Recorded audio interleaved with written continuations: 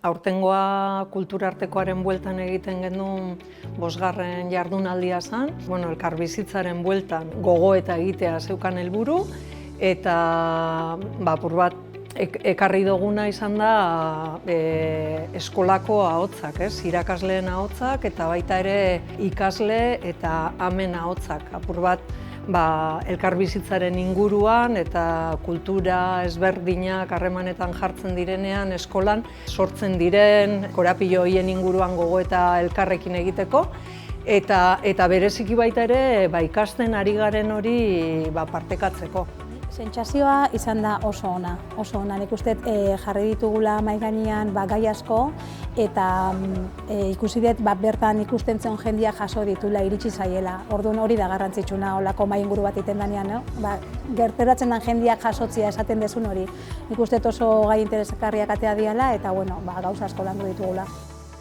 Azkenian da gogoa ukitzea. Gogoik ez baldin badakazu ez dezu ezer egingo orduan.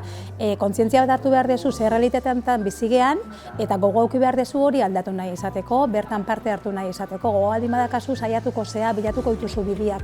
Orduan norberan dago hori bakoitzaren aukera da.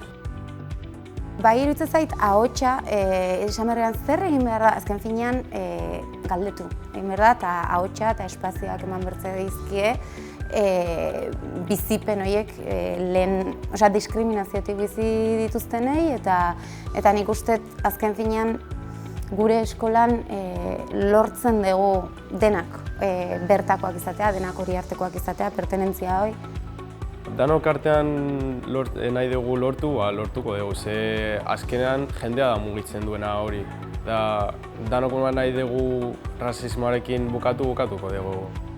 Oso garrantzitsua da eta askotan egunerokotasunean ez dugu hontan pentsatzen eta importantea da, hobeto bizi ahal izateko.